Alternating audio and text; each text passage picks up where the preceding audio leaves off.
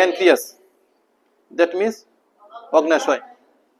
জানি যে গ্ল্যান্ড হচ্ছে দুই প্রকার, এক্সোক্রাইন এবং এন্ডোক্রাইন, কিন্তু এই প্যানক্রিয়াসের মধ্যে আপনার বোথ এক্সোক্রাইন এবং এন্ডোক্রাইন দুই ধরনের গ্ল্যান্ডই বিদ্যমান। মানে এটা এক্সোক্রাইনের কাজও করে, এন্ডোক্রাইনের কাজ করে। এক্সোক্রাইন যে পার্ট, এই পার্টটা হচ্ছে এনজাইম নিঃসরণ করে। কি নিঃসরণ করে? এনজাইম। আর এন্ডোক্রাইন পার্ট হরমোন নিঃসরণ করে। এটা কালার কিরকম হবে? পেল গ্রে কালার, ফ্যাকাশে ধূসর বর্ণের এটা কালার। আর শেপ যে আকৃতির।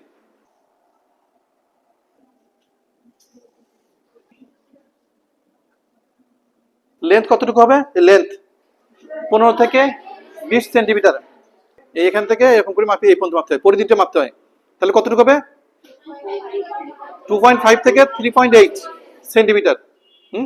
আর এটা যদি থিকনেস ধরি, থিকনেস হবে কত? 1.5 থেকে 1.8 সেন্টিমিটার। ঠিক আছে? কোন রিজনে থাকবে? ইপিগ্যাস্ট্রিক, অ্যাবডোমেনের ইপিগ্যাস্ট্রিক রিজনে আর হাইপোকন্ড্রিয়াক রিজনে।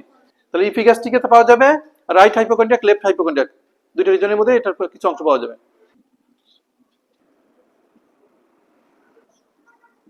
এই প্যানক্রিয়াস, এটা বোথ এক্সোক্রাইন আর এন্ডোক্রাইন, দুই ধরনের গ্ল্যান্ড। এর মধ্যে এক্সোক্রাইন যে পার্ট, এই পার্টটা নিঃসরণ করে এনজাইম। কি নিঃসরণ করে? এনজাইম প্যানক্রিয়াটিক জুস, যেটা খাদ্য হজম করতে সাহায্য করে। আর এন্ডোক্রাইন যে পার্ট, এই পার্টটার এর মধ্যে বেশ কয়েকটা সেল আছে, আলফা সেল, বিটা সেল, আর হচ্ছে PP cell, pancreatic polypeptide sell.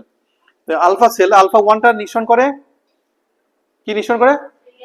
Gastrin আর হচ্ছে সোমাটোস্ট্যাটিন, গ্যাস্ট্রিন আর সোমাটোস্ট্যাটিন। আর আলফা 2 গ্লুকাগন, আলফা 2 নিঃসরণ করে গ্লুকাগন। আর বিটা সেল নিঃসরণ করে ইনসুলিন। তাহলে ইনসুলিন নিঃসরণ করে কে? এই প্যানক্রিয়াসের আইলেটস অফ ল্যাঙ্গারহ্যান্সের বিটা সেল, এটা ইনসুলিন নিঃসরণ করে। আর পিপি সেল যেটা এখান থেকে নিঃসরণ হয় প্যানক্রিয়াটিক পলিপেপটাইড, এটা নিঃসরণ হয়। আচ্ছা, এখন এটার কাজ হচ্ছে ব্লাডের গ্লুকোজ লেভেলটাকে নিয়ন্ত্রণ করা। আমরা যে খাদ্যখানা খাচ্ছি, এটা ভেঙে, কার্বোহাইড্রেট ভেঙে কি হয়? গ্লুকোজ। ফ্যাট ভেঙে হয় ফ্যাটি অ্যাসিড, আর প্রোটিন ভেঙে হয় অ্যামাইনো অ্যাসিড, তাই হয় না? দেখুন এই যে গ্লুকোজ, এটা আমরা যেটা খাচ্ছি, এটা পরে ইন্টেস্টাইন অ্যাবজর্ব করে নেয়, শোষণ করে নেয়। নেওয়ার পরে এটা আসে কোথায়? ব্লাডের মধ্যে। ইনসুলিনটা কোষ ধাক্কা দিয়ে কোষের মধ্যে গ্লুকোজটাকে ঢোকা যায়। এরপরে কি হয়? আমরা যখন কোষের মধ্যে ঢোকে, তখন আমরা শরীরে এনার্জি পাই, তারপরে আমরা পুষ্টি পাই, রোগ প্রতিরোধ ক্ষমতা বাড়ে, বা ডিজিজ প্রিভেন্টিভ পাওয়ার যেটা, এগুলো বানাতে পারে। এরপরে আর এটা যদি না হয়, যদি আপনার কোষের মধ্যে না ঢোকে, তাহলে কি হবে? অটোমেটিক্যালি আপনার এটা স্টুলের সঙ্গে বের হয়ে যাবে, অথবা আপনার ইউরিনের সাথে বের হয়ে চলে যাবে। যদি ব্লাডের মধ্যে থেকে যায়, তাহলে ইউরিনের সাথে বের হয়ে চলে যাবে। তাহলে কি শরীরে এনার্জি পাবো? পাবো না। এই জন্যই আপনার যখন আপনার ব্লাডের মধ্যে থেকে যাচ্ছে, এই গ্লুকোজটা যখন ব্লাডের মধ্যে থেকে যাচ্ছে, তখন সেই রোগটাকে, তখন একটা রোগের নাম বলতেছি, সেই রোগটাকে বলা হচ্ছে ডায়াবেটিস। কি বলা হচ্ছে? ডায়াবেটিস। তাহলে এই ডায়াবেটিসটাকে নিয়ন্ত্রণ করে, এটা কে করতেছে? বা ব্লাডের সুগার লেভেলটাকে নিয়ন্ত্রণ করছে কে? প্যানক্রিয়াসের আইলেটস অফ ল্যাঙ্গারহ্যান্স থেকে যে সেলটা, আপনার বিটা সেল থেকে যে হরমোনটা নিঃসরণ হচ্ছে, নাম কি? ইনসুলিন। এখানে ইনসুলিন এবং গ্লুকাগন, এই দুইটাই একই কাজ করে।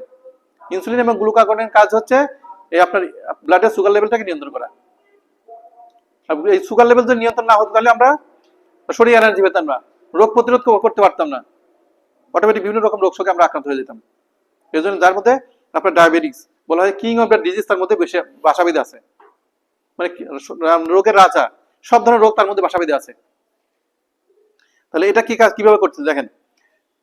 আপনার যখন ব্লাডের মধ্যে আপনার সুগার লেভেল বেড়ে যাচ্ছে, কিন্তু আপনি আপনার পর্যাপ্ত পরিমাণ পরিশ্রম করছেন না, যখন পর্যাপ্ত পরিমাণ ব্যায়াম করতেছেন না, অথবা এই শরীর সুস্থ রাখার জন্য চেষ্টা করতেছেন না, তখন কি হয়? সেলের মধ্যে শুধু জমা হচ্ছে।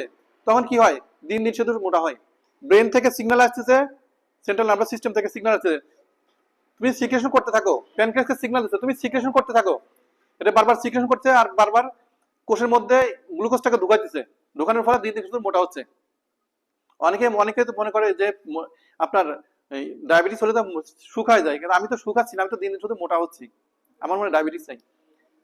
এখানে এই যে বারবার ঢুকতেছে, ঢোকার সময় একটা পর্যায়ে এই প্যানক্রিয়াস হাল ছেড়ে দেবে, বলছে আমি আর কাজ করতে পারবো না, আমি অনেক কাজ করছি, আমি আর কাজ করতে পারবো না, আমার আর এনার্জি নাই, আমি পারতেছি না।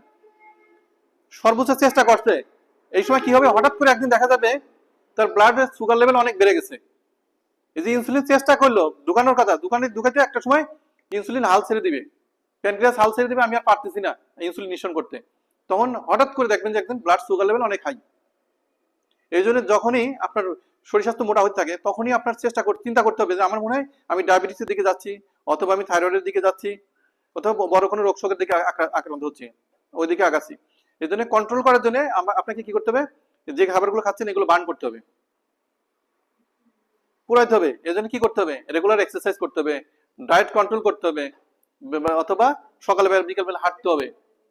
এক্সারসাইজ বাসার মধ্যে করতে পারেন, বাইরে যদি না হাঁটার সুযোগ না হয় বাসার মধ্যে করবেন, ঠিক আছে, এটা করতে হবে। তাহলে এটার কাজ হচ্ছে আপনার এরকম কিছু হরমোন নিঃসরণ করা, আর হচ্ছে এই প্যানক্রিয়াটিক জুস নিঃসরণ করা, ঠিক আছে।